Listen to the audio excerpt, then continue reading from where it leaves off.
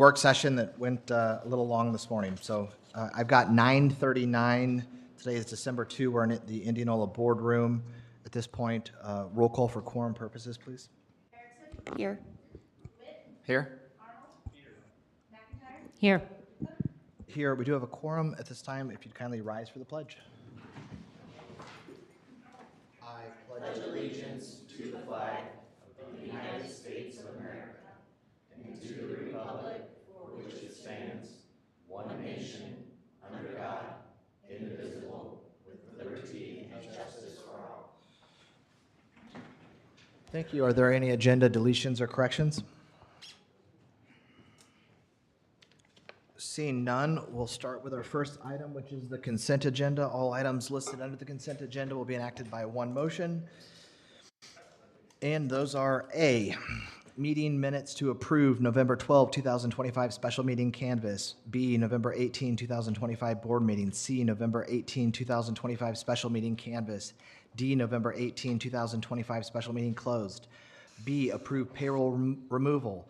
Michael Manning, driver's license specialist, treasurer's office, effective November 24, 2025. C, approve payroll removal. Don Bowman, assistant county attorney, effective January 9, 2026.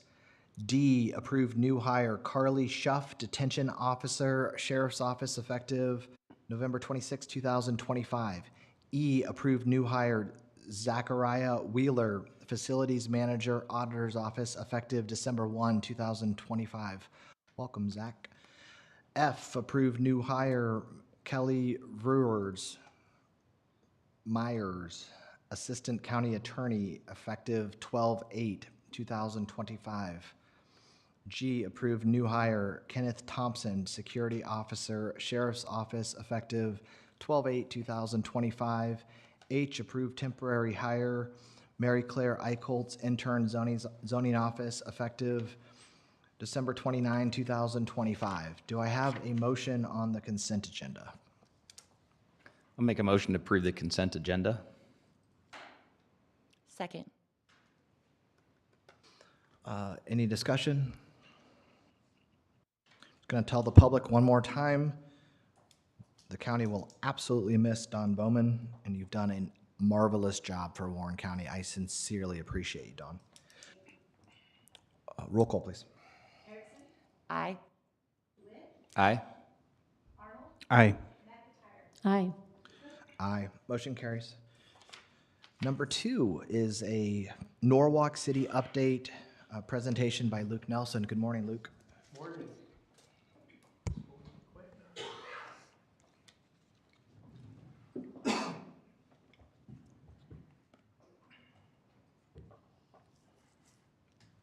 Luke Nelson, City Manager in Norwalk. I like to get up here and just give you guys a little update every once in a while. I thought this would be a good end of year, let you know how things have gone in 2025.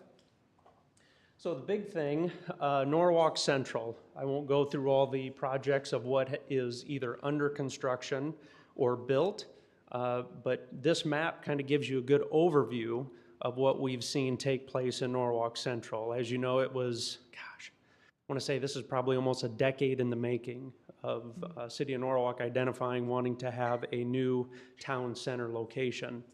Some of the investment from the city building now it's City State Bank Field House, which is owned and operated by the city, along with private investment, which is Fairway Fields, those synthetic fields that were built with Sportsplex.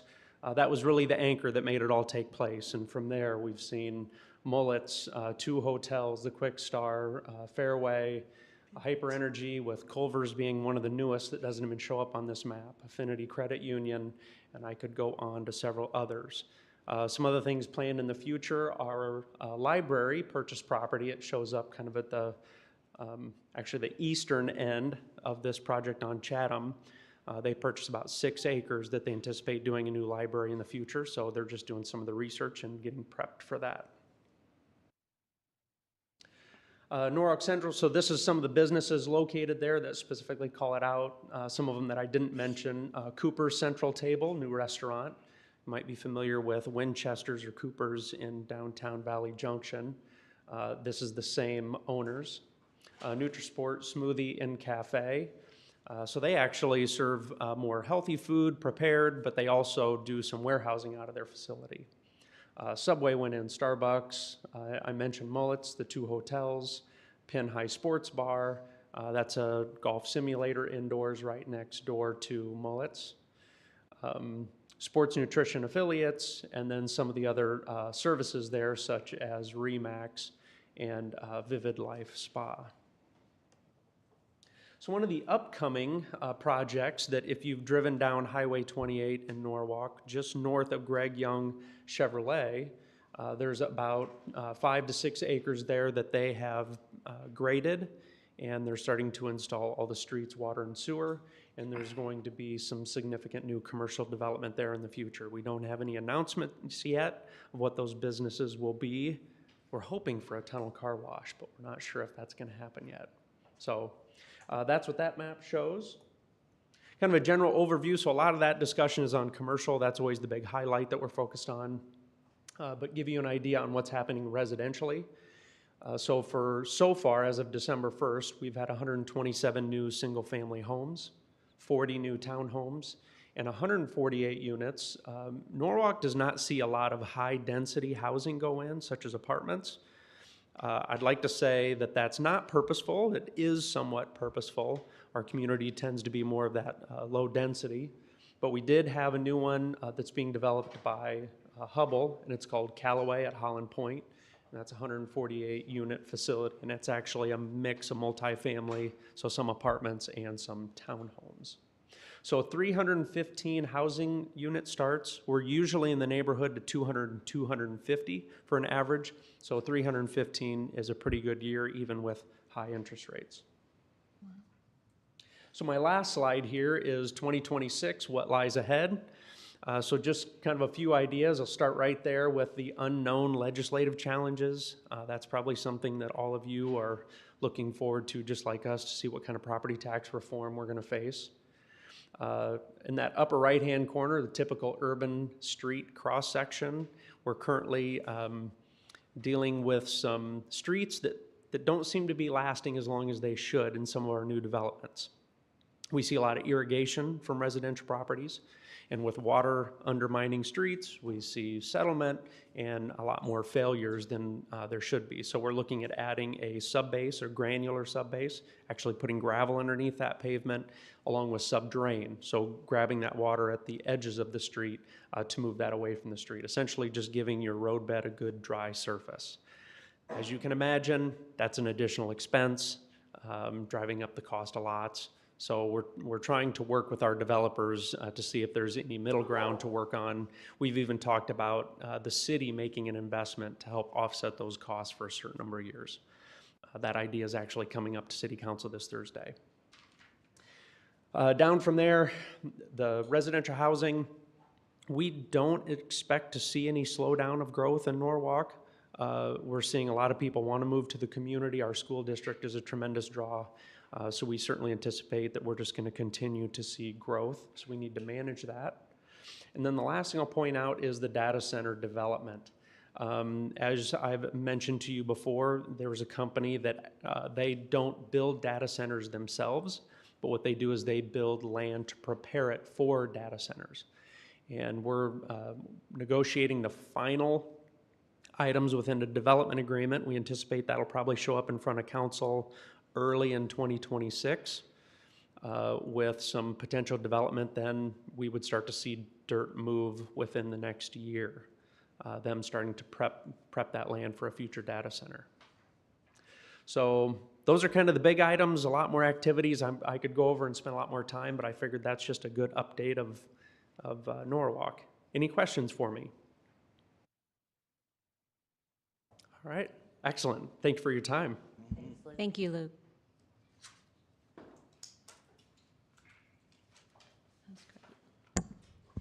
Really well done. I think sometimes people, hold on a sec, Luke. I think sometimes people like hear data center or whatever, and whatever races to your mind, plus, minus, like it, hate it, whatever. But I'm a numbers guy, so I'll give you a little perspective. Warren County right now has one data center. And we received some of the tax revenue from it, but we also split it with the city of West Des Moines. That was sort of the deal done for it.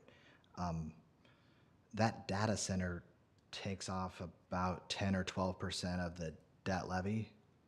It's a big deal. So that courthouse that's financed long-term, about 10%-ish of it is paid for by that Microsoft data center that we share with West Des Moines on the tax levy. So if the city of Norwalk can add a data center, 2 or 3, I am telling you, you will feel that.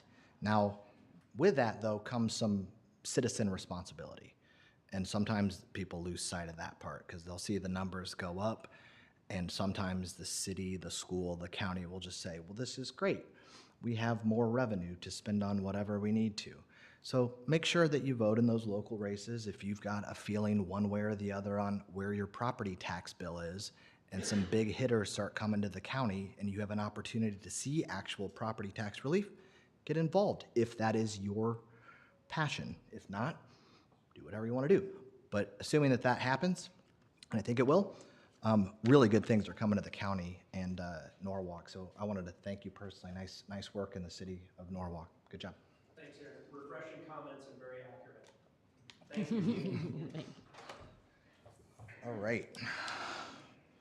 Number 3 is second reading hearing to repeal and replace chapters 40, 41, 42, 43, and 46 of the Warren County zoning ordinances. Good morning. Good morning. Today is a second reading to repeal and replace chapters 40, 41, 42, and 43 of the Warren County zoning ordinance and chapter 46 of the Warren County subdivision ordinance. The Zoning Commission met on November 10th, 2025, and voted 5-0 to recommend approval to repeal and replace chapters 40, 41, 42, and 43 of the zoning ordinance and 46 of the subdivision ordinance. The Board of Supervisors met on November 18th, 2025, and voted 5-0 to approve to repeal and replace the chapters with certain amendments. Our consultants, MSA, have helped to revise the ordinance to what the boards have requested. They will share more about what changes have been made. I want to introduce Chris Jansen, Sarah Constable-Runkle, and Jenna Gilliam.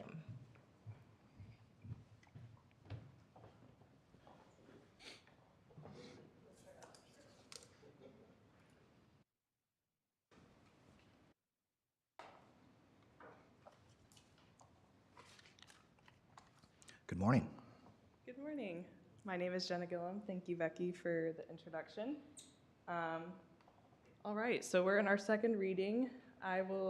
We did this last time, but I'll just do a brief recap of what all has happened leading up to this moment. So this entire year, we've worked with staff and you all and the Zoning Commission and Board of Adjustment to revise the zoning and subdivision ordinance. And here it is, winter 2025.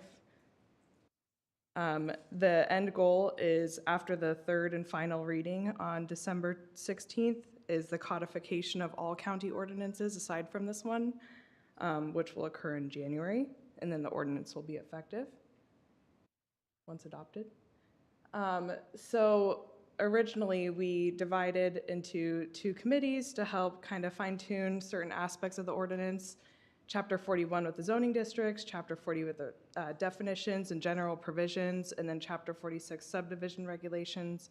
And then the separate committee would be more, detailed, specific use standards for uses like agritourism, accessory dwelling units, ADUs, another term, campgrounds, and then also going into the enforcement, which has the zoning land use applications and enforcement of those. The zoning districts consolidated from 11 to, I believe it's 9 zoning districts. So we also added a new one, which is what others call a planned unit development. We are calling a planned community development, which is a flexible option for residential uses of mixed densities and a mix of uses if people would like to propose that.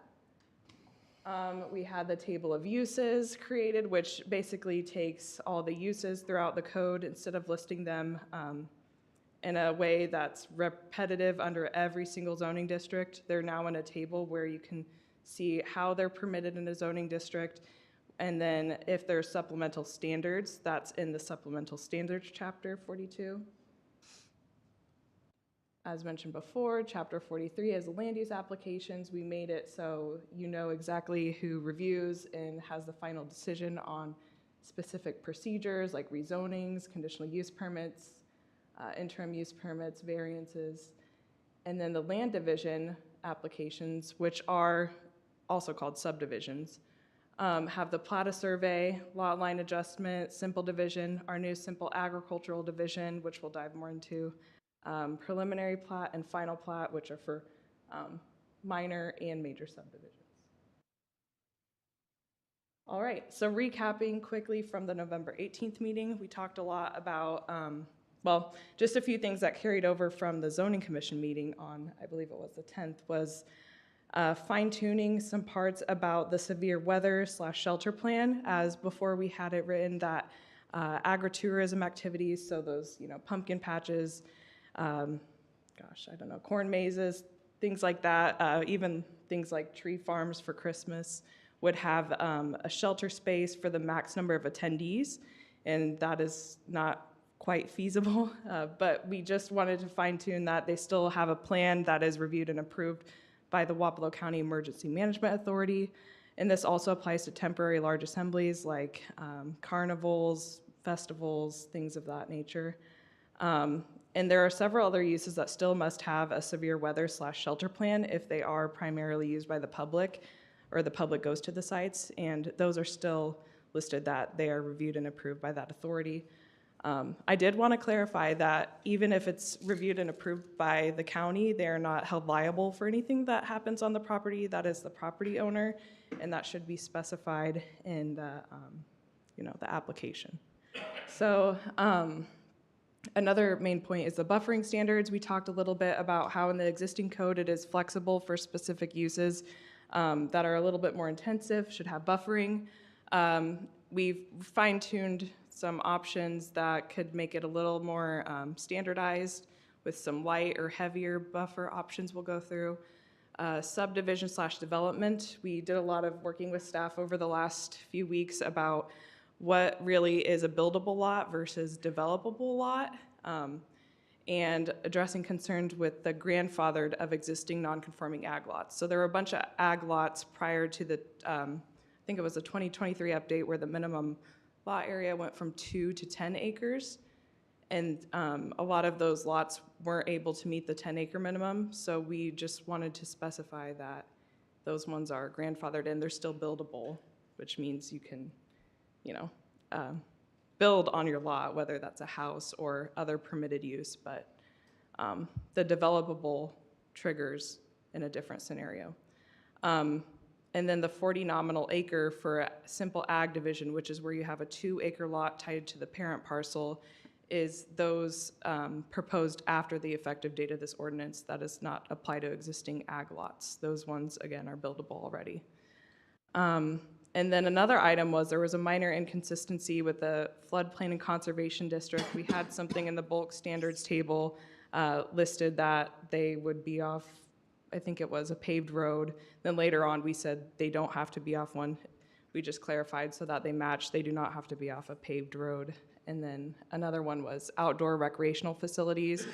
Realized in the definition that we had uses including campgrounds, horse stables, hunting, fishing areas, but those are also uses listed separately, so we didn't want to lump them into this, but also define them separately so they could be easily confused. We wanted to make sure we clarified those uses. While you think of them as outdoor recreational facilities, they are distinct from those separate uses that are regulated in a different way. All right, Chris and Sarah might come help me explain this, but we did a lot of workshopping with staff over the last week or so just to clarify. So this is one of the tables in the Code of Ordinances where it shows by zoning district what kind of requirements. We have land division required, which is also known as subdivision, but we're using land division because we use terms like simple division and simple agricultural division. So subdivision is when it is For a minor one, it's 3 or more lots, not with public improvements, and major is when there's more than 5 lots, or 5 or more lots, or they're off triggering public improvements, like they must be off a paved road and connected to public water and sewer. Within this, we left it as is because we just needed to clarify in the subnotes that development here may have been misinterpreted more broadly to mean like a construction of a use on a lot. So development is when you do something in the subdivision ordinance where you create a new buildable lot. So if you have, let's say, a lot, 2 lots, and you're adjusting the lot lines to make one's non-buildable lot, like you couldn't meet the setbacks or frontage, and you're making it buildable, that would trigger development. Same with dividing let's say you have a lot and you do a simple division just into 2. Because you're creating a new buildable lot, that is triggering development, but that does not, triggering of development does not happen where you have to be off a paved road when you're just building something on it. Did I explain that well? Yes. Jump in. Yeah. In simple terms, we wanted to clarify that development means you're creating a new lot. Buildable doesn't necessarily hit that term of development. You can build on an existing lot, but when you go to create a new lot, that's where the development and subdivision ordinance kicks in and all that kind of stuff. So we've been going through a lot of scenarios and that kind of thing, which is good, and adjusting over the last, over the last year here, but certainly in the last few weeks, like, okay, well, what if this, what if that? We've run into, and Jenna mentioned them before, there are a lot of existing lots in the ag zoned area that are non-conforming to what's going forward, or we're non-conforming to the previous ordinance, or we're non-conforming to the previous ordinance before that. And we wanted to clarify, yes, they're buildable if they exist, if they have lots of record. Now, we talked about last time, there may be some access issues we're going to have to work through on a case-by-case basis if they are not on a road right now, but in general, we don't want to take away the ability to build on a lot that exists and has been recorded, would be that. So that was the first thing we wanted to clarify, that in order to put something on a lot that exists, you don't have to be on a paved road at this point. Like you might have to find access somehow if it's not on a gravel road or that kind of thing, but we're not removing the ability there. But when you go to create a new lot, yes, you're going to have to meet the new intent of the ordinance and that type of stuff. So that was the clarification that, again, we didn't change the chart, but we clarified development versus building. And development in the big picture involves subdivision of land, so creating new lots.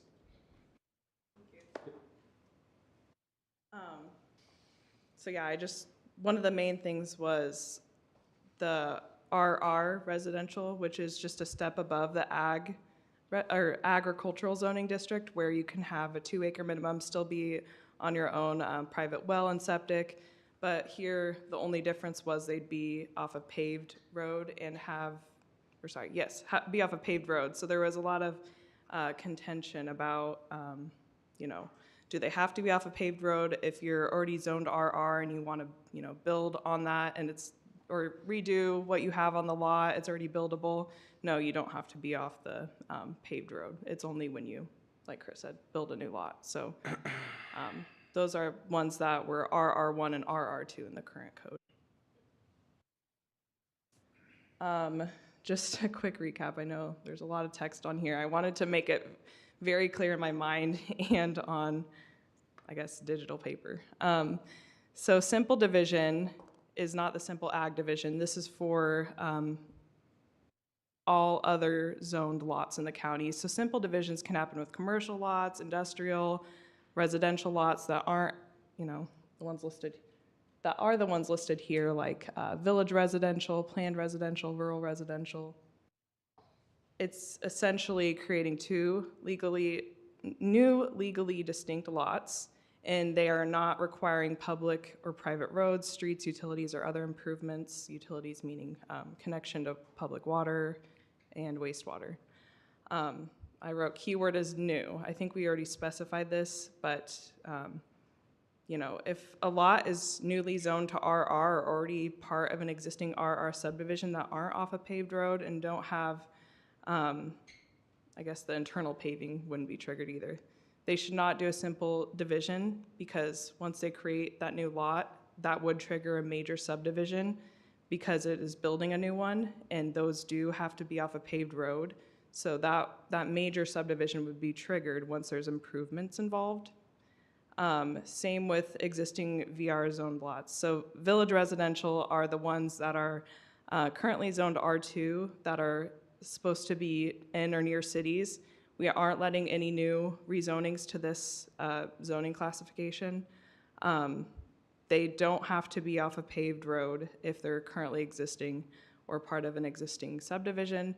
But if there's an existing lot that is connected to public roads or public paved roads, sewer, and wastewater from a community, then they can do a simple division as long as they meet the requirements for that subdivision, and they're bound by the previous subdivisions. And same with the other zoning classifications that are planned residential, commercial, light industrial, and heavy industrial. Lot line adjustments, we just wanted to clarify this. We didn't change anything in the code, we just wanted to go over it really quick. You can do this with your neighbor. In the application, both the, if you're neighboring property owners, you're adjusting your lot lines, just both of you sign off and make sure it doesn't alter covenants, restrictions, or materially affect the property rights of other owners. It's done through a plat of survey that's administratively approved, and the applicant records that with the county recorder.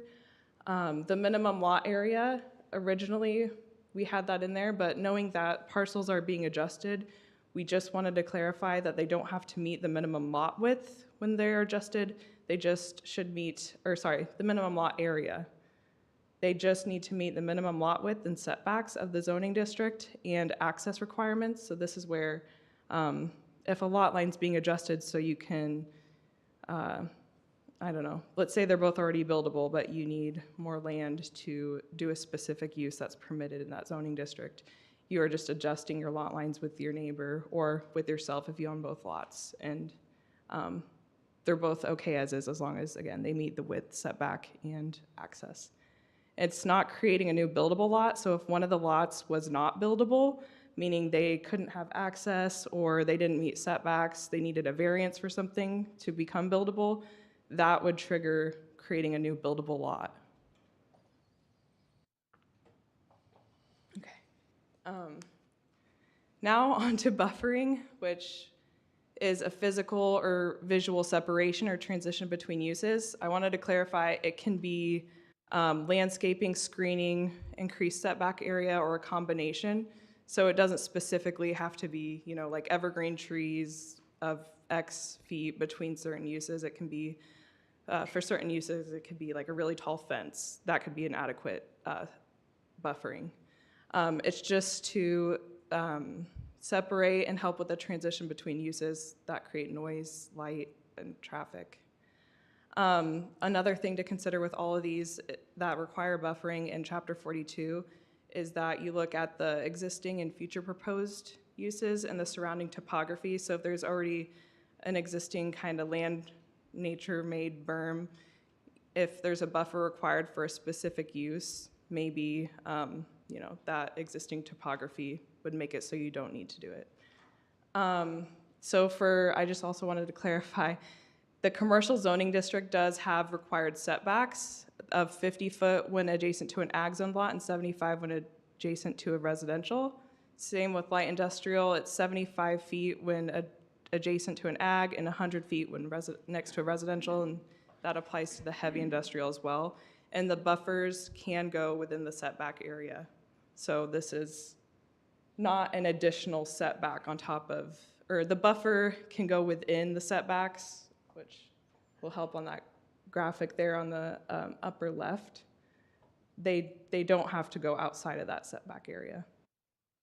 And I drafted some language that I think would fit best.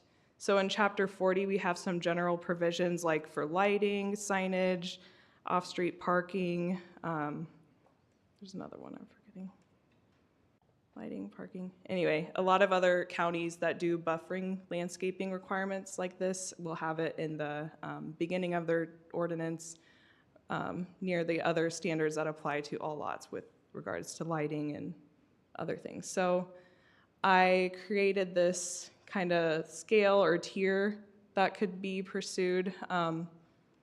Some counties do like a light, medium, heavy buffer or a light and heavy.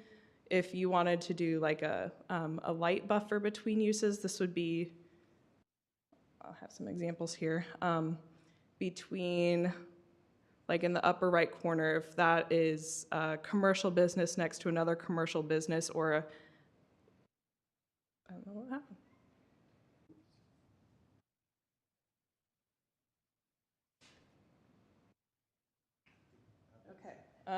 Okay, sorry about that. So this table will help explain a little bit more. So if you look in the left column, that is the use being proposed. So if you're proposing something like an industrial use, you can go to the columns on the right and see, well, when it's next to this use, it requires this buffer. Obviously, an industrial use, if it's next to a residential or residentially zoned property, should have a heavy buffer. When it comes to things like, let's say, commercial uses next to a public use, like whether it's a recreational facility where there's a bunch of soccer fields, something like that, maybe there could be a light buffer because those two things are compatible in a way. And then for certain uses in Chapter 42, they should have buffering along all property lines. So in the bottom right corner, that's just an example graphic of what that could look like. And again, certain uses don't necessarily have to have, like, we're not being so specific, like you have to have X amount of trees within the zone of the 50-foot buffer. Maybe for something like a dog kennel in the upper middle one. So that one is a commercial use. Dog kennels are a commercial use and they're allowed in ag zones, conditionally permitted, I believe, with conditions. So they don't have to have really stringent buffering. Obviously, they already have trees on the property that help, but they also have like an 8-foot fence and they're on a bigger lot. So they meet the setbacks and they also have fencing and trees. What else? Is there, I don't know if I can pause and ask questions about this, but this is the research I did from last time, so I know it's a lot, but this is traditional to what other counties do. I also summarized it, and we don't have to go through these, but you can be as specific as you want, but I do recommend doing like either a light, heavy, medium, with the light being like a 25-foot, the medium being a 35, and the heavy being 50, or just you could do a light, which is 30 feet, and then a heavy would be 50.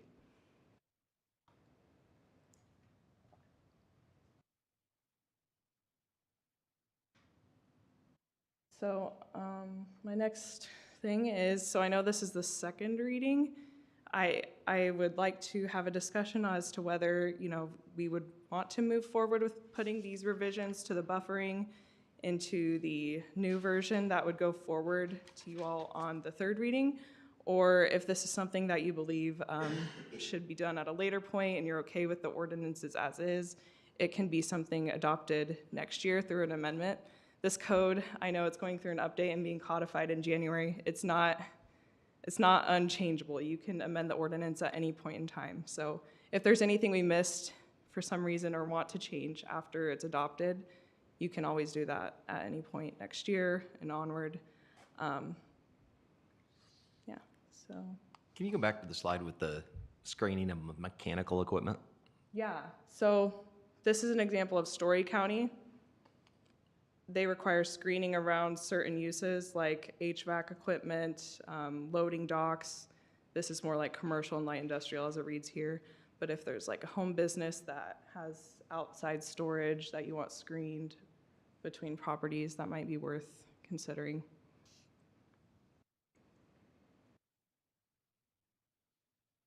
And am I correct in understanding this is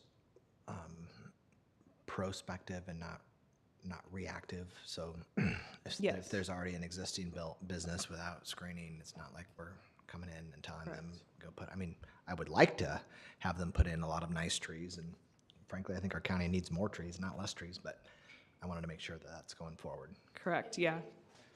No. That's good. Yep. I mean, frankly, I think it makes for a better neighbor. I mean, if you've got a business, like make it look nice, add some trees.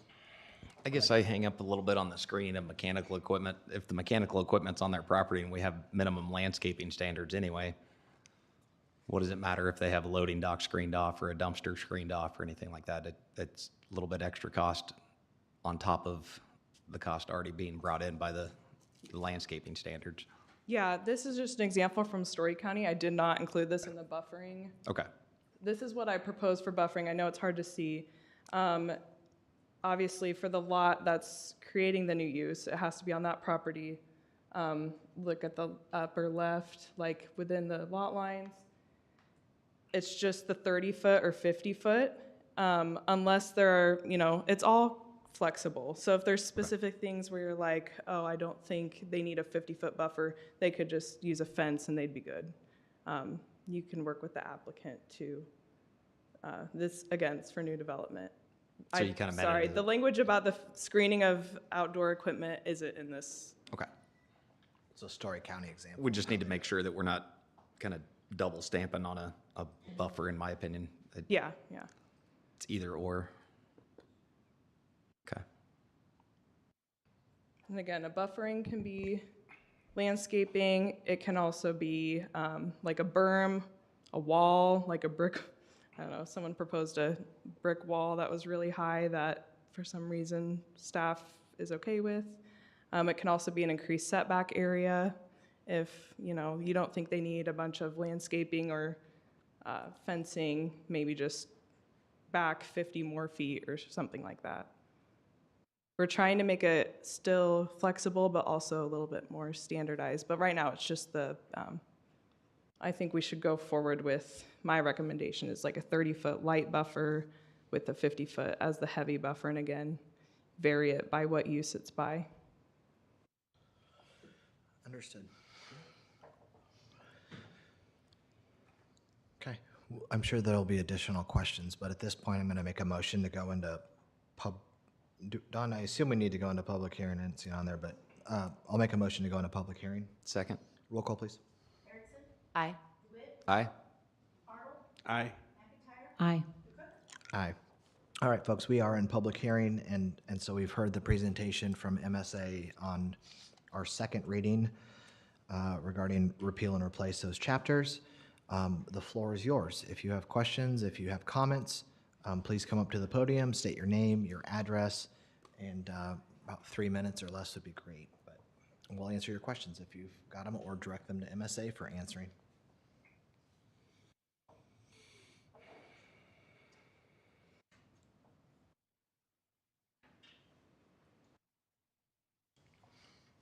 Is there anyone online, Michaela,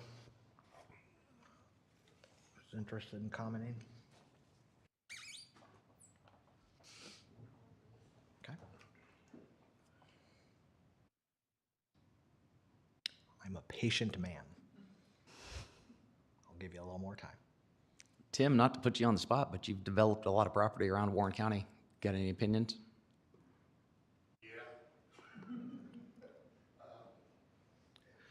Been changing a lot, so it's been making it tough to buy ground. Can you come up and? Picked up my sister-in-law 5:30 this morning at the airport, so if I fall asleep up there, it's because I'm old. Tim Phillips, 14295 McKinley Street, Indianola. I've been working with Chad, the surveyor, and just getting a clarification on what we can and can't do has been a little difficult. I'm glad you're doing this, actually. We need to get it clarified. The 10-acre thing, there's just so many people that can't afford 10 acres and take care of it. 2 acres, that's a good idea, but 2 acres is thin. By the time you put a sewer in, then they decide they want a building and a garage. Well, 2 acres gets a little thin.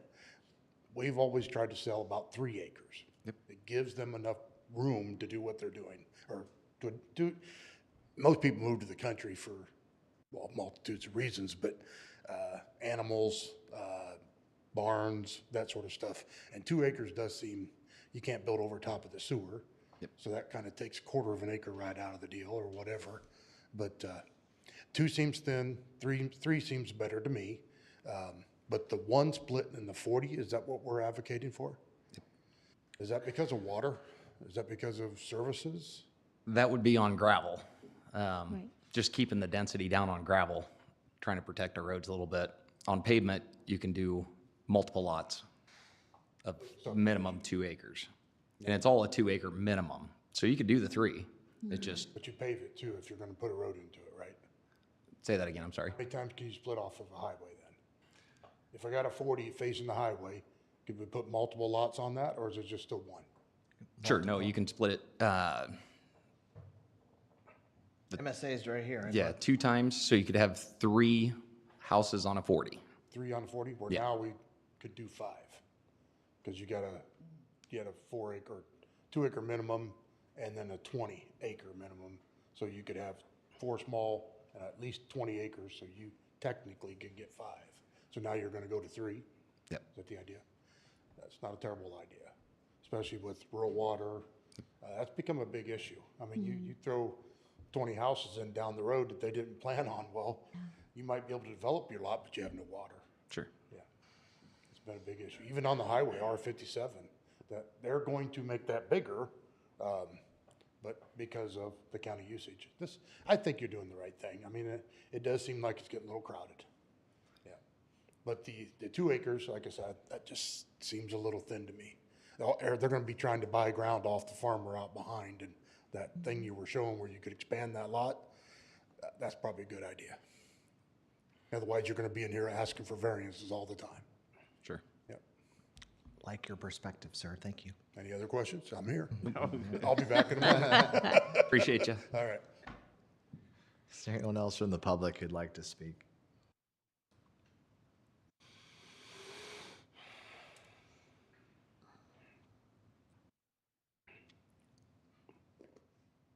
Okay, seeing not, or no more, I will make a motion to end our public hearing. Second? Roll call, please. Aye. Aye? Aye. Aye. Aye. At this point, board discussion, but I think that we maybe start with the proposed buffering revisions. Do we want that in reading number 2? Do we want to think on that an additional amount of time and add something to reading number 3, or do we want to do it later? I think we were pitched a couple different options, so what are the board's thoughts on the buffering revisions? Personally, I like the buffering revisions. I think as a general rule of thumb, a lot of projects that come before us, if it's like an industrial, they typically included buffering on their own. It wasn't required, but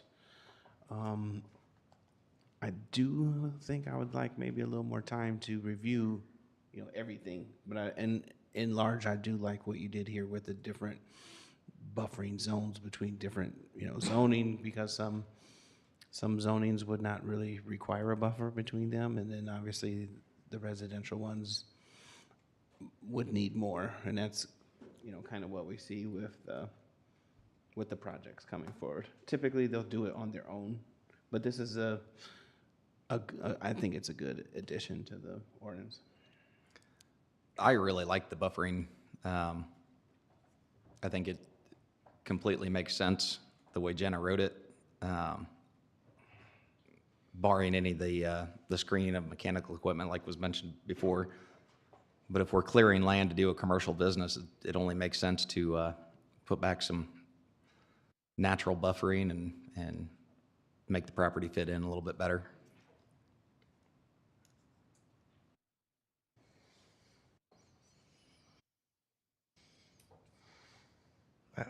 I would concur. I'm supportive of having buffering. I do like the chart with the adjacent use, because I think it matters a little bit to me about what's next door. If it's I don't know, an industrial plant and then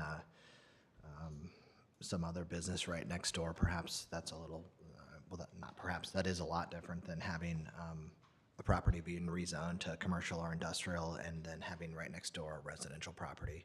So, adding some space there, I think it does give us the opportunity, in addition to having a buffering, I think we probably do have the ability to add some sort of a tree requirement in there too. Like we could say, hey, if you've got X number of trees per acre, maybe you have it 4 or whatever in addition if they wanted to just do a fence, just so that we're not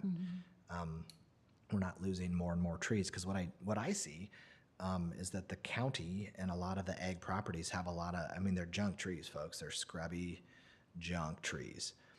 And that is the first trees that go when a farmer expands to get more row crops. And those are the first trees that go when a business comes in to put in to a flat dirt to build their buildings.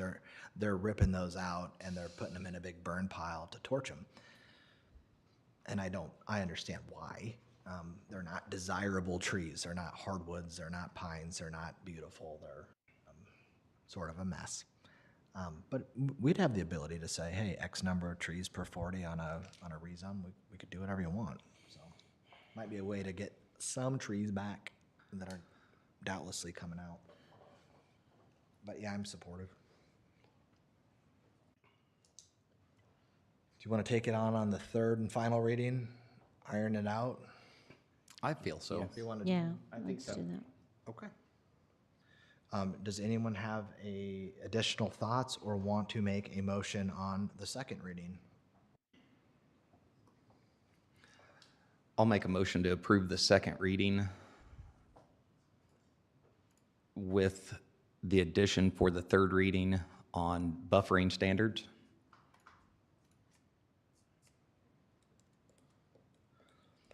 Okay. Second? We have a motion and a second. Any discussion from the board? Any thought from the board on going to 3 instead of 2? Are you guys set at 2? I'm okay with the 2 personally. Is that you could still do 3. And like she showed us, Jenna, today, you could still expand your parcel from 2 to 3 if you had additional land that you maybe want to buy off the landowners. You could do that. Or neighbors that are willing to do so. Right. That's going to be your. Right. If you own both parcels, you can do it. You're going to build wherever you want to build. But you have to have I mean, neighbors. yeah, 3 acres, that'd be great. I mean, I like it, but I think 2 acres, I'd like to keep it at 2 acres, but, because you can still do 3. Exactly. You're just at a minimum of 2, so. Absolutely. I think most people like, I'm sorry, I forgot your name, but most people would want more than 2. And I don't think we'll see a lot of 2-acre lots. I think people will do more, 3 or 4 acres like you explained, but and that's still allowable in the zoning. There's additional reading, so if the board has additional thoughts on it, I'd be open to it, but again, we can roll with whatever you decide, folks. So, all right, that was my only discussion comment. We have a motion, we have a second for second reading. Roll call, please. Aye. Aye? Aye? Aye. Aye. Motion carries. Number 4 is a public hearing to repeal and replace chapters 13 and 19 of the Warren County Code of Ordinances. At this time, I'll make a motion to go into public hearing. Second? Roll call, please. Aye. Aye? Aye. Aye. Aye, we are in public hearing. Morning, Don. Good morning, Board. Thank you, MSA. I have 2 chapters to bring before you today. We have added information in both about ADUs, the accessory dwelling units. We were trying to clarify what to do about the driveway situation, and then also fees were changed in Chapter 19.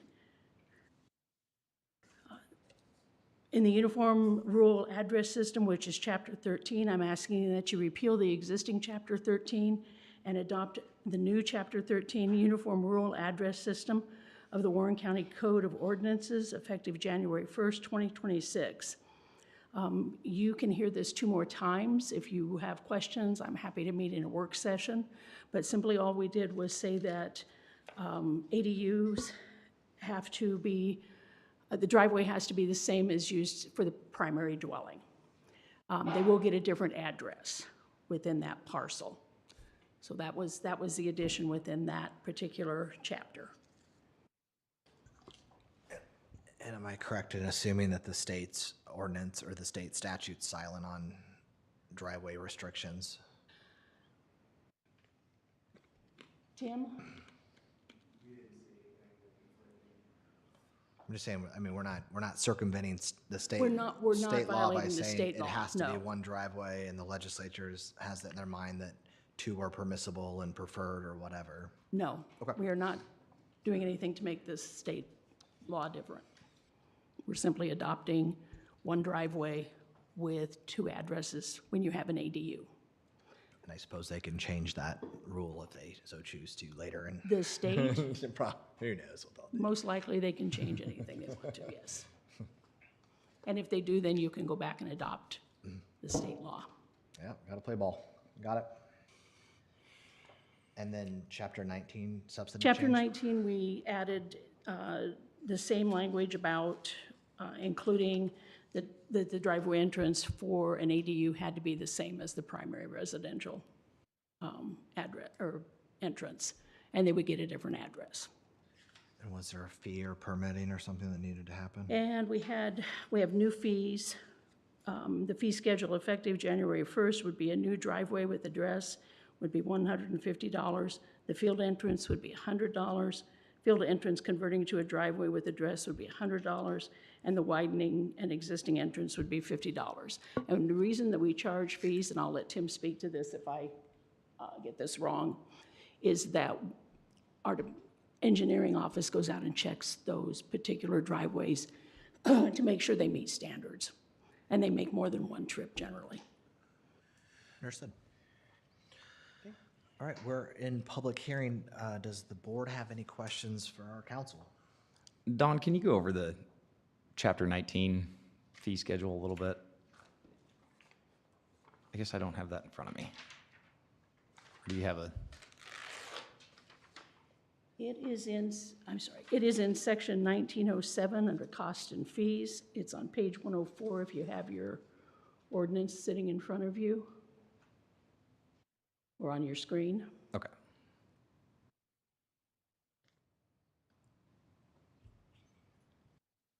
Okay, I do remember now. Sorry. No, it's fine.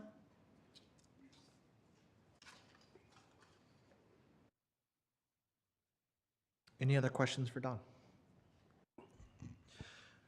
Okay, seeing none, we are in public hearing. Is there anyone from the public who would like to speak on this topic? If so, please come up, state your name, your address, and we will hear from you.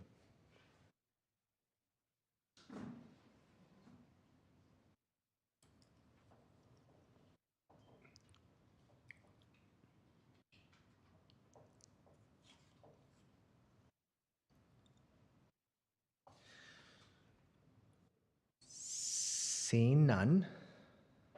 Last call. Okay, seeing none. I'll make a motion to end our public hearing. Second. Roll call, please. Aye. Aye. Aye. Aye. Aye. We are out of public hearing. Board discussion, and then it looks, I can tell by Dawn's eyes, she's wondering, do we waive second and third if we do make a motion on this? So that we can get it all codified all together? Was it correct? Board discussion, if any. I'm good with waiving second and third if it's a unanimous vote. I have proposed resolutions for each chapter, so if you want me to read the proposed resolution, let me know. We had this in a previous work session, I think, so I'm good. And I would make a motion to repeal and replace chapters 13 and 19 and waive the second and third reading. Second. We have a motion and a second. Any discussion from the board? Roll call, please. Aye. Aye. Aye. Aye. Aye, motion carries. Thank you, Don. Thank you, Board. Well, it'll be nice to have that as part of the recodification too, all in one swoop, so nice job. Number 5 on our agenda are our county claims. The claims figure is $261,671.43. Make a motion to approve the claims. Second motion and a second. Is there any board discussion? Seeing none, roll call, please. Aye. Aye. Aye. Aye. Aye, the claims are approved. Number 6 is consider approval of 28E agreement between the City of Norwalk and Warren County for parking ticket enforcement with possible action. And we have our treasurer here this morning. Good morning. All right, so we briefly went over this in a work session, so it's pretty quick and basic. Norwalk is just asking that if residents of Norwalk have unpaid parking tickets, that they will notify the Warren County Treasurer's Office. We will then place a stop on their record that they will not be able to renew a vehicle registration until they have taken care of said parking ticket for the city of Norwalk. We currently have the agreement with Indianola and Carlisle, so those are already being collected. We will be charging, or they will be paying the county $5 per parking ticket we notate for that. So, Do the other entities also pay us a little something to do the same deal? correct. And I expect this to be a lot at first, but then I think it will just trickle from there once they get a lot of their snow ones and stuff done from last year.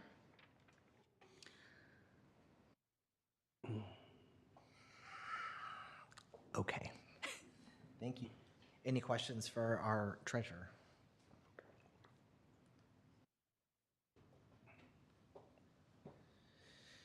All right, do we have a motion on the 28E agreement?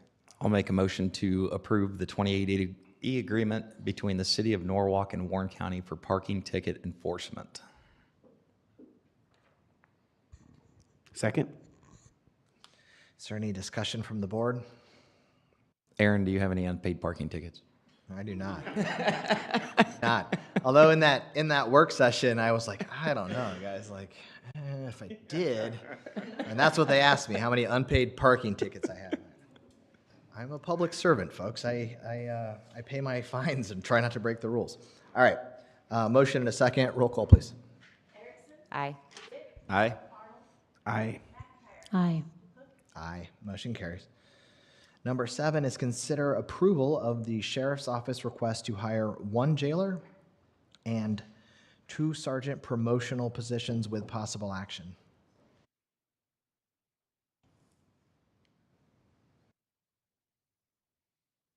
Good morning.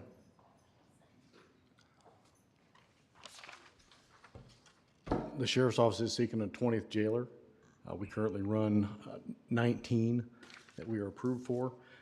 We run 4 shifts. We'd like to have 5 per shift. It makes it easier for the jail to operate smoothly. And the 2 sergeant positions would help us cover our nights for a supervisory role. This was discussed in the closed session for security purposes. Got it. Any questions? Okay. Board discussion or a motion?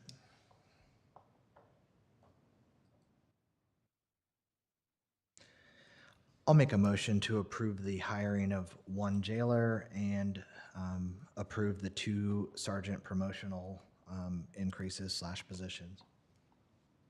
Second? We have a motion and a second. Do we have any board discussion now? I would just like to say for the record that I think they're doing a great job over in the jail with the taking on additional inmates in that from different counties, various locations. So we definitely don't want our jail staff there to be spread thin. And I think as just a rule, turnover is a little higher over there, and that's just because it's a difficult job. I don't think it has anything to do with the the way the jail's run, it's just, I think that's just the nature of that position, but I'm in support of the additional jailer and the You two do sergeant find positions. turnover rates in jails to be fairly high considering the work they do. the I could hours only they work. imagine, I only imagine. There's a reason Polk County's never closes, so Mm-hmm. their jail hiring process, so. Yeah. Well, not to mention that, but brought to our attention that we've got some deputies and sergeants and everything that are gonna be reaching their retirement age here before too long, so I am one of those, correct. we need to start. Are you counting down the days there? I'll tell you right now, I have about 571,000 minutes. Wow. But who's Dawn was crazy counting? for counting days. I will tell you, But who's counting, right? Yeah. yeah, 525,600 minutes per year. And my original countdown clock ended in January of '26, so I've increased it 1 year. And that's kind of where we are. Yes, we could potentially lose up to 6 at the sheriff's office. So, Gotcha. And I'll echo Brian's comments. I do think that it's a warranted position. It's a tough job. It's you got to imagine that some of the people that they're working with aren't maybe always the most friendly. They're sort of upset that they're maybe not with their families or their buddies or whatever, and so they're maybe not always super respectful and polite with thank yous and yes sirs, and so it's not always the easiest job. That said, I also want the public to know something else about the jail. This is a great opportunity to discuss it, so I'll keep it real brief. But part of the intention on the courthouse, because I was actually here for that years ago, was we wanted to look at a jail facility that would be sufficient for Warren County, both today but also into the future, to make it large enough, have enough beds, sort of with the understanding of like if there's some ability to bring on additional inmates and charge for that, not to lose money, but to make money. That makes sense. So that idea sounds really good in my head and on paper, but that also then requires that to adequately staff the jail, to have it running at the 75 or 80 or 88 or whatever we can get it up to. That takes a lot of employees too. So there's a balance that needs to happen. I think that the jail's done a pretty good job through the early years of trying to figure out where that is, and when we're running really low on Warren County citizens that we're holding. Kudos to you, Warren County, for not committing crimes, because those are the ones I really don't want.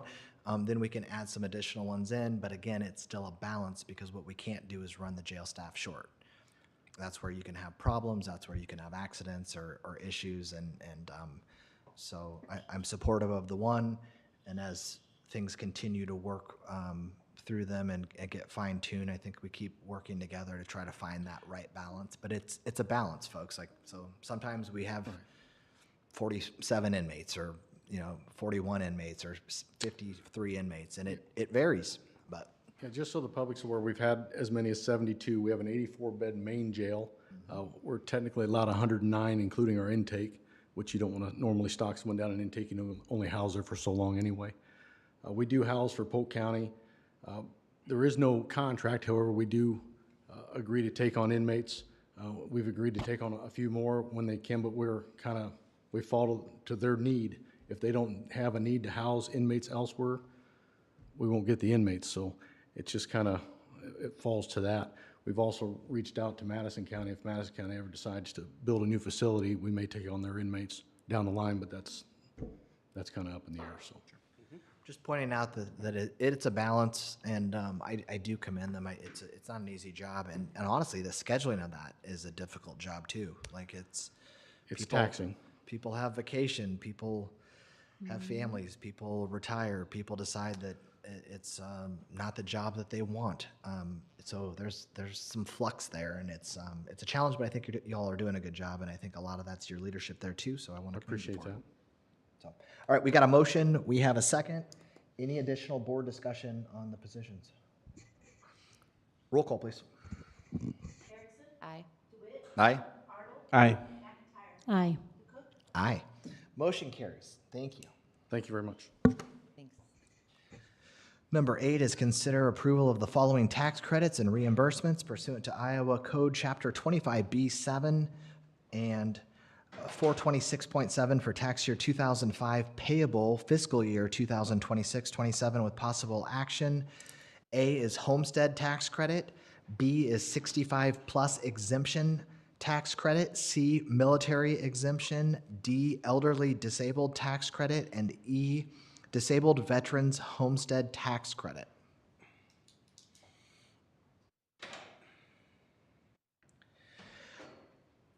I'll make a motion for the approval of the following tax credits and reimbursement pursuant to those code chapters. Second. Any discussion? I have one quick point.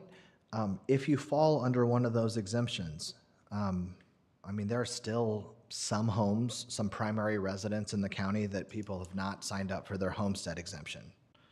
Please, please, take a little time this holiday season and spend 10 minutes learning about property taxes so that if you don't have a homestead tax credit, you can check the box and save $100 or $130 or whatever in the world it is. If you are a disabled veteran, we have a phenomenal VA department here. But please, you've earned that. Make sure that you are signing up for that credit if that's you, or the military exemption. Spend a little bit of time just to make sure you're getting whatever benefits you have. These are reductions of various forms on the amount of property taxes you pay. If you feel like, hey, I still want to pay something, find a charity. Do whatever in the world you want to do. But if you've earned it or you are entitled to one of those tax credits, please, please sign up for it. And just for public comment, there is on the bottom of the Beacon Warren County page, there is homestead tax credit and exemption. You can apply for it right online. That's how I did mine. It took 15 minutes. And that was with a response from our assessor. So super easy. All right, we have a motion. We have a second. Roll call, please. Aye. Aye. Aye. Aye. Aye, motion carries. Number 9 is consider approval of family farm tax credit applications for the tax year 2025, payable fiscal year 26-27 with possible action. I'll make a motion to approve the family farm tax credit application as described. Second? Any discussion? Roll call, please. Aye. Aye. Aye. Aye. Aye. Motion carries. Number 10 is consider approval of disallowed homestead, military, and family farm tax credits with possible action. Make a motion to approve as read. Second. We have a motion and a second, and just for the public's benefit, these are people seeking exemptions or credits that they are not entitled to. So they are going to get disallowed, but if we are wrong and you are in fact entitled to it, then please bring it back to our attention, and we'll go from there. But, you know, if as an example, if I own a 40-acre piece of dirt somewhere in the county, but I don't have a home on it and I don't live there, then no, I cannot make that my homestead for tax purposes. All right, roll call, please. Aye. Can we go, there's a property on here that I looked up earlier and I wasn't quite sure why it said campground. And it's not a campground, it's a home. Let's get you chat with Kim about it afterwards. We'll take a look at it. Okay. You could abstain or. Yeah, I'll abstain for it. Okay, who's next? Aye. Aye. Aye. The motion carries. Number 11 is consider approval for fiscal year 2025 GAAP annual financial report with possible action. Good morning. Good morning. So a little while ago, I was here getting our cash annual financial report approved by the timeline. That one goes in the paper. This one is the generally accepted accounting principles summary. So basically what that means is it's the same report, but it includes like prepaids, accruals, things like that. The numbers aren't incredibly different, but they are different. We do all of our budgeting based on the cash process. So I get these figures from our state auditors. It's part of their service they do for us. Just looking at the bottom line compared to our cash, our total fund balance for our cash report was $24,027,609.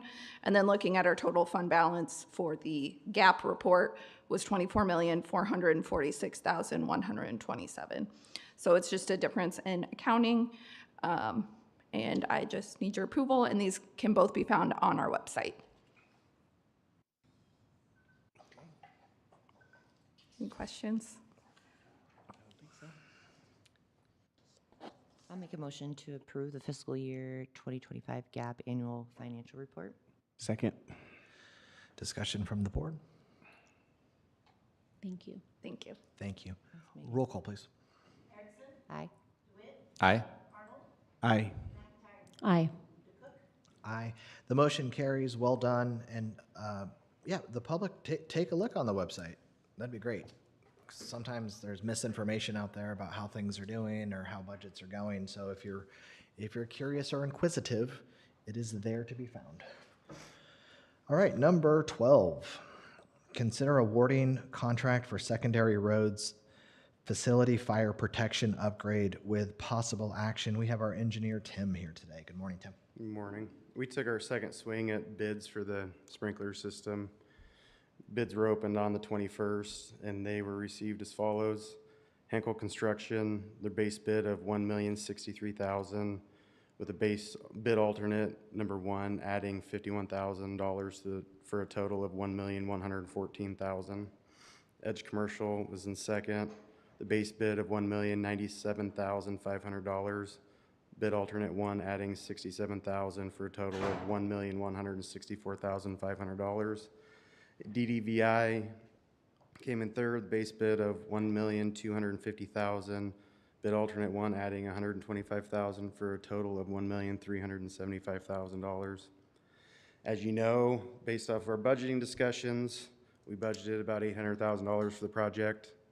We had bids come in a few months ago. The first go round around $2 million. We reworked the project, got it down to the low bid of 1.1 million. There's some factors that could be why it's higher. It's a retrofitting of an existing building. There might be concerns of working around us. They know we need it. They know we have to have it. But we got 3 bids. It wasn't one bid. At some point, I think we have to accept it and move on and know that this is required by the state of Iowa Fire Code. I would ask that we accept Henkel Construction with the bid alternate 1. Now, the bid alternate is, the base bid is putting a pump in an existing room and reconfiguring that room to meet fire code for the pump, which takes away square footage of our existing building.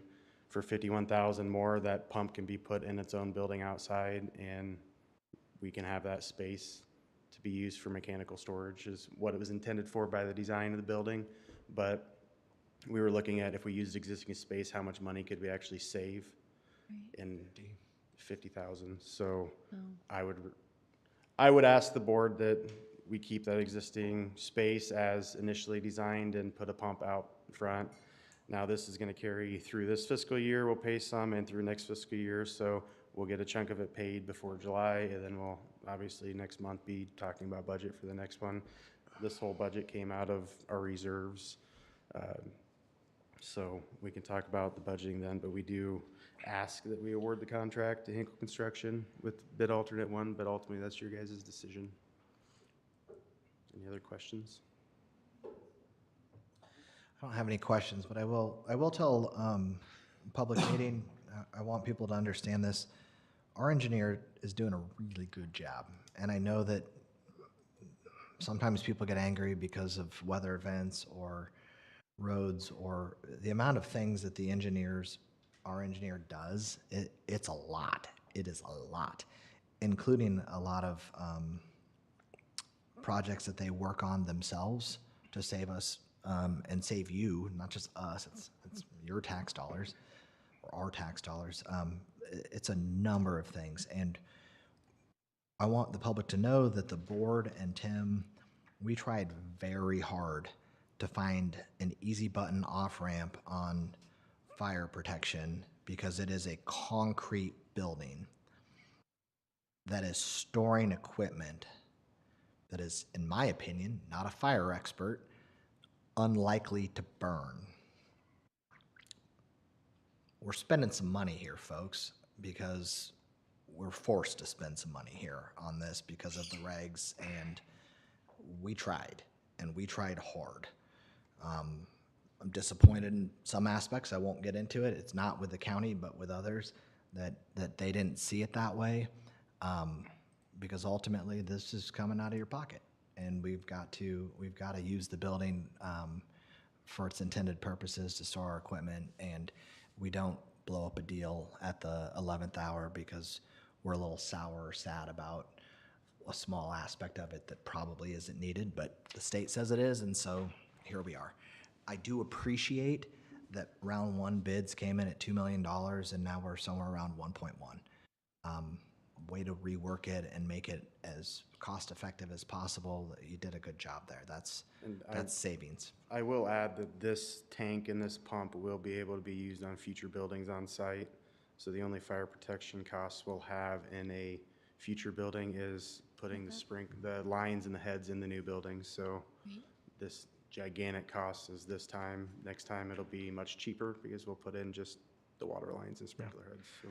And we'll have the knowledge of knowing that we need to put it in before the building gets A lot erected. of lessons learned, and I wasn't really involved in the initial design, but I got the end of it, but it is what it is, and can't look back with those glasses. Sometimes it's mess cleanup duty, and that's kind of where we're at. So I do really, though, I mean, hear that, public, 2 million to 1.1. And I wasn't trying to be cavalier either. Like, I do get it that we have workers there, and I do get that there always is risk. I mean, there is risk that a fire happens and something terrible happens. I'm just, you gotta sort of look through the lens of how likely and how probable things are. And that wasn't the way the state fire marshal or others decided to look at it. They said, hey, but you know, what about some hotel in Las Vegas that burnt to the ground? I'm like, we have a shop site, folks, a concrete shop site. I'll make a motion to approve the contract and award the contract to Henkel Construction for the base bid. And I'm gonna go ahead and do the plus the bid alternate number one, just because as a business owner and a shop owner, that extra space that you accounted for, when you have to take that away, all of a sudden, it does hurt. We have a motion. Do we have a second? Second. We have a motion and a second. Is there any discussion from the board? I would just add, very excited to get this facility up and running because it's going to create a lot of, I believe, a lot of efficiencies for your office, being able to get your equipment out of the elements and working on it inside, a heated, environment and everything. We are currently using it, by the way. Good. We have an agreement with the fire chief of Indianola to, I believe we have 2 years from occupation to get a sprinkler system in before basically he kicks us out. So we do have an agreement in place. And I would also point out the part of the issue, and I do think that there was probably things overlooked in the initial planning, but like our developer mentioned also, there was also an issue with water, like expanding into a rural area and not being able to hook up to water. So that just kind of puts an exclamation point on some of the changes that we did earlier with the zoning, because I think we had intended to hook up to water, and it obviously didn't work out that way for us at that location. So the issues with the water, roads, and other things, very real. It's a really good point, Supervisor. Water as our county keeps growing, it's a resource that matters. It really, really matters. So yeah, that was definitely part of the reason why we're here today. All right, we got a motion accepting bid alternative 1, and we have a second. Any additional discussion? If none, roll call, please. Aye. Aye? Aye. Aye. Aye, the motion carries. Thank you, Tim. Thank you.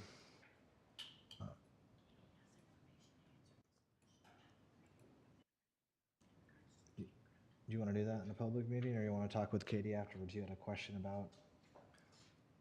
Up to you. So I brought it up on using the parcel number that you supplied, and it comes up as this property. Yeah, it's just a typo. It's just a Okay. template that we use downstairs, so it's supposed to be on this one. Okay. Because it's a campground and they're not eligible for the Okay, homestead. perfect. Like I said, I was doing my Yep, due I'll diligence and I'll caught fix it that on the and- original, yep. Okay. That's all I needed then. I am a vote. You can change that from abstain. I think you could do a homestead on a campground though, if it was your permanent residence. They're on commercial property from time to time if that's also where they live and that's their residence, but I don't know. it's not the case here, but. Okay. Hey, thanks for the info on that too. And good to know, people are doing the due diligence. I like it. Number 13 is consider entrance variance application with possible action. Hi, this is Mr. Phillips's variance request. I'll just start it off by explaining kind of a little bit of the history on this parcel. This is an existing remainder parcel with existing road frontage. It has an existing entrance on it. He is proposing to split off a piece of it, but use the existing frontage to make a buildable lot. It's another one of those cases of an old lot that the frontage isn't any different and it doesn't meet site distance. This one only is 30 foot short, so it's not a gigantic difference, but seeing as how it doesn't meet the county ordinance, we're doing the variance process to get formal approval from the Board of Supervisors. So the engineer's office does not have any gigantic objections to it. We try to catch these now before the lot even gets split. And if this one was adjusting any of the road frontage, then I wouldn't recommend approving it, but the road frontage is saying the exact same. So it's kind of that lot of record. Basically, the only thing you're considering right now is, are you gonna let him build on it in the future? Because if we address it, he can build. If you don't address it, then it remains a farm entrance and the use doesn't change, so. Thank you, Tim.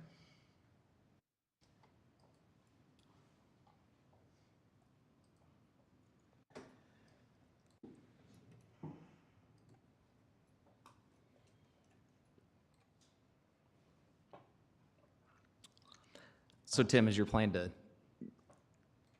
make a drive down through there and develop some of that back property? No, just that front 10 acres. Just that front 10? I came in, I don't know, it's been 2 months ago, and got a variance because I was 7 foot short Gotcha. and got that. And then For the frontage? didn't know we needed 600 feet either side of the driveway. We got 570 going north and we got 600 plus going south. Like, oh, well, that figures. So, yeah, but just the front 10. Now, I got somebody wanting to buy more of the ground, but I'm just going to plot off the 10 because it's legal to do 10 right now. Yep. And just leave it that way. They want more, it'll just be an additional farm ground deal. But I intend to sell the back end off as farm ground. Farm ground won't have any. That farm ground isn't gonna have any frontage, it's gonna be accessible by easement. By easement, right. Now, if I sell it to who I think I'm gonna sell it to, they own all the ground around it, so. That's the way I hope it happens. Otherwise, as most farmers do, they'll have an easement getting back here, They'll find a way on it. one way or another. Yeah, and there's already a rural water pit on it too. I had to get that while it was available. Nice. I'll make a motion to approve the entrance variance application from Tim Phillips. Second. Any discussion from the board? Roll call, please. Aye. Aye? Aye. Aye. Aye, the motion carries. Variance I do is got one granted. thing on your sprinklers. Sure. The only overrun I had on my building was the sprinkler system, 125 grand. They made me sprinkle in my ice machine. We're not alone. We're in good company then. I had to be escorted out the building by my son. Evidently, you're not supposed to say bad things to the fire marshal. So, but they treat us all the same. Yeah. Oh, no, I'm aware. Not bragging, I can be a persuasive fellow at times, and I tried. Well, and I understand. Him tried. I understand. We want to protect the fire people, and that's the right thing to do. But, in that old county building, how many years were you down there? Forever. Forever. You had a sprinkler system no? No. Okay. Just putting that out there. It wasn't a concrete Thank building you. either. Yeah. Thanks, Tim. By a grain elevator. Yeah, no, I'm aware, sir. Thank you. Yeah. Thanks, Tim. Thank you. All right, number 14, receive and file reports. We have one from the Veterans Affairs Department. I'll make a motion to receive and file the VA report. Second? Roll call, please. Aye. Aye. Aye. Aye. Aye, the motion carries. The report is filed. Number 15, the supervisor's report. Would anyone like to share?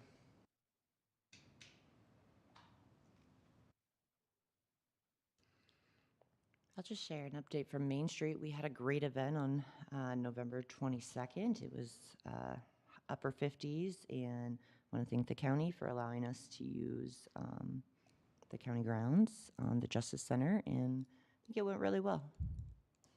Wonderful. I'll have just a quick comment on supervisor's report. I had our last of the year MPO meeting, and I do think that the board probably should have a work session some point in December to go over the commissions and organizations that we all serve on to see if people want to mix some things up based on your own calendars and what you've learned and what you like. And so, I will throw that out there as it just dawned on me. I'm like, I don't know. The timing on that one's actually really bad for my schedule, but it's a very important group. And so I want to make sure everyone's where they want to be and you're not locked into something for next year too. So I would propose. Yeah, because we have to approve MPO by January 1st, correct? It's coming up. Yeah, and MIPA too, isn't it? So there's some things. So I think that we sit together as a board with what we're on and see if there's any horse trading that wants to occur. And if not, then not. But I think we open it back up. So. Well, just know, if you get the DCAT board, I'm currently the chair, so you're inheriting the chair position. Because that's what happens when you don't come to one meeting, you become the chair, so. I think you can. There you go. You can keep that one if you like. I really like that one. I'll keep it.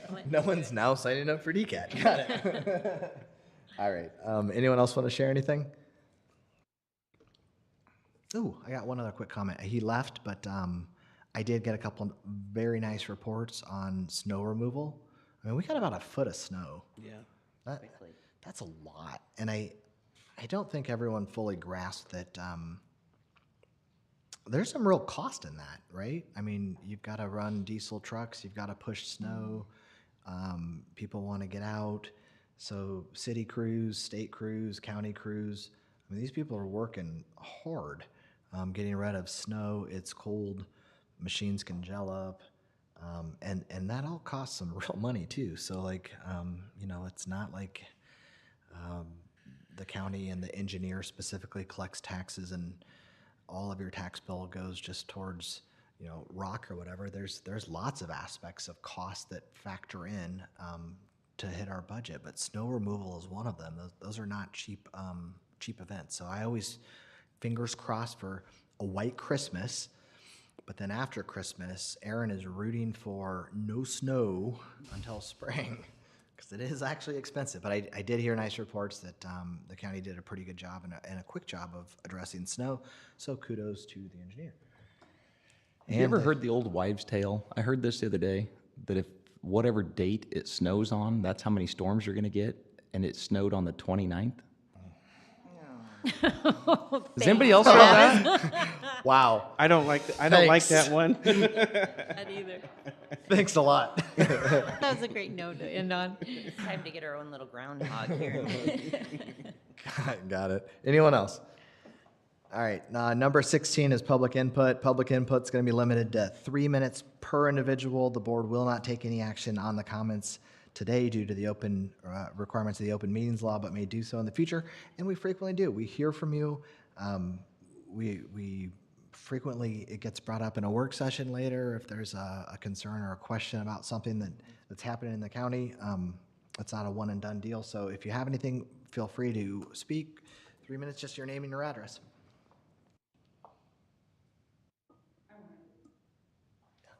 It's nice Kathy K from Milo. That's how you're always going to be referred to, no? Yeah, Kathy Kimsey, 19244 Roosevelt, Milo, Iowa. I just wanted to make a comment about the sprinkler systems. It is actually 19 years ago, we lost our home completely to a fire. What was left of the concrete basement was so brittle, so when they came to bulldoze everything in, so I kind of wanted to put a positive side on the sprinklers in a concrete building. Because if you've got diesel, gas, you've got all the chemicals in there. And if there are people in there, if there's a way because we learned so much. Being in the country, it took 32 minutes to get a fire truck to our house, or the water, because they had to use a pool. 32 minutes before they could start trying to put our fire out. And we had, I believe it was Melcher, Dallas, Norwalk, Indianola, Milo. Everybody was there trying. And because of that time, this is still really hard. It's as fresh as yesterday. Fires are the most destructive, and just like water, you can't control it. Nothing's going to stop it unless you have the right stuff there at that time to do it. So I just wanted to share that I understand the sprinkler system even in a concrete building. So Thank you. that's all. I appreciate you. You come and give us some different perspectives, and that eases my sourness on the 1.1 a little bit. Thank you for the time. I'm sorry you had to go through the fire, but Thank you. It is something I would wish on no one. I can imagine. I can't We had really, two but kids still at home out of 4. mhm.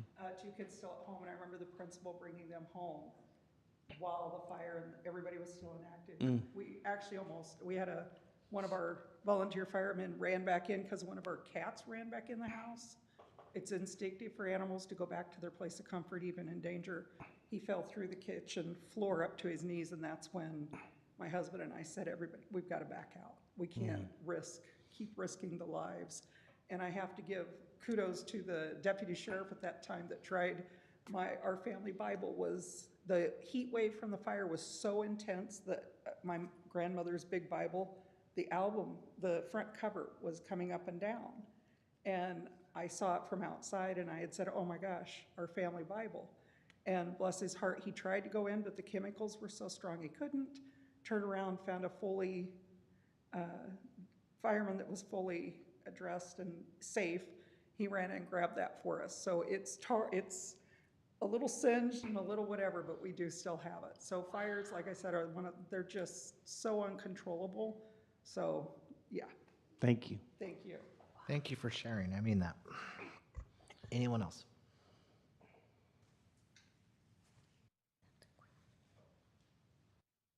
All right, seeing none, our next meeting and our final board meeting of the year of 5, will be December 16, 2025 at 6 p.m. With that, I'll make a motion to adjourn. Second? Roll call, please. Aye. Aye. Aye. Aye. Aye. Thank you all for your time.